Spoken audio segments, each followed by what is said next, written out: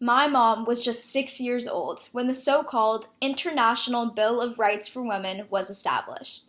The more official title is the Convention on the Elimination of All Forms of Discrimination Against Women. It was adopted by the United Nations in 1979, and enshrined within its introduction in 30 articles are key principles of equality and an agenda for action to end discrimination against all women. It is based on the belief that women's rights are human rights, and therefore it is up to each nation to give women a seat at the table and eliminate discrimination that holds girls and women back even today.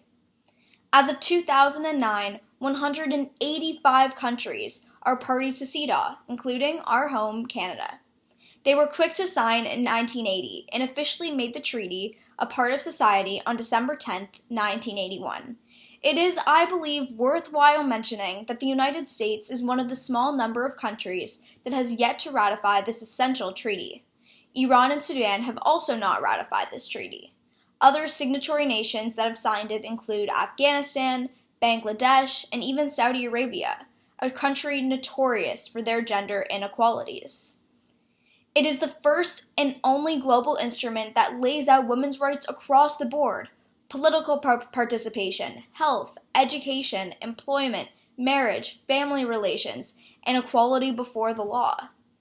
The convention forces countries to work towards a more fair, just, and equal world for all women.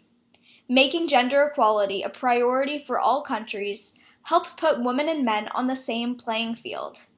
It helps ensure that every woman can have the life they want, and that their gender will no longer be an obstacle that they face in their everyday life. There's even a committee on the elimination of discrimination against women that monitors the progress of countries' implementation of the treaty.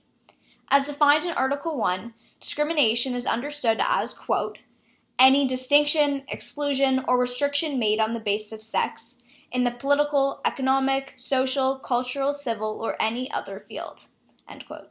The Convention gives positive affirmation to the principle of equality by requiring parties to take, quote, all appropriate measures, including legislation, to ensure the full development and advancement of women for the purpose of guaranteeing them the exercise and enjoyment of human rights and fundamental freedoms on a basis of equality with men. This is in Article 3. Article 2 of CEDAW urges parties to CEDAW to work towards eradicating discrimination against women, including by introducing new laws or policies, changing existing discriminatory laws, and even providing sanctions for discrimination wherever that's appropriate. Article 3 of CEDAW requires parties to actively promote women's full development and advancement so that they can enjoy human rights and full fundamental freedoms on the same basis as men. That goes back to what I was mentioning earlier. Women's rights are human rights. Article 4 of CEDAW allows temporary special measures that favor women on the basis that they are designed to speed up achievement of equality. This can be, for example, parties have changed the treaty so that women are paid during maternity leave.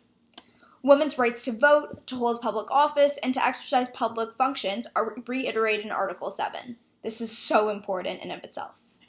Article 8 includes equal rights for women to represent their countries at the international level. This agreement is integral to the domestic and daily lives of my grandmother, my mother, myself, and the future generations of strong and intelligent women and girls. This agreement helps ensure that women can vote, that they are not discriminated against in education, employment, economic and social activities, and even that the rights for women to make decisions for their child, and so much more. This agreement does not just exist in the public sphere, but in the private one, within families, and eliminating the gender roles and stereotypes that women still face every day. Part of what it means for a nation to be party to this treaty is submitting a report to the United Nations every 4 years. The report provided examples of real legislative change that has been made in response to this treaty. In Canada's most recent report, this includes introducing a 4-year investment of $109 million, which will be invested in the First Nations Job Fund, and making it so that eligible grandchildren of women who lost Indian status as a result of marrying non-Indian men are now entitled to Indian registration. This helps protect children's nationalities. As well, in May 2014, the Government of Canada announced that it would contribute a further $3.5 billion between 2015 to 2020 towards maternal, newborn, and child health to help improve the lives of women and their children. There are really no negatives and have been really no drawbacks of the treaty that require countries to work towards full equality of men and women, and to ensure that women have a seat at the table. However, there have been myths surrounding the treaty, such as the worry that it will be used to destroy the traditional family structure in North America by redefining family and the respective roles of men and women. This is just untrue, though, because the treaty's purpose is to simply erase the prejudices and unequal gender roles that still pop up in society. For example, the gender role and stereotype that women should stay home all day and cook while men are working. That is simply wrong, and this convention works towards erasing that and changing it.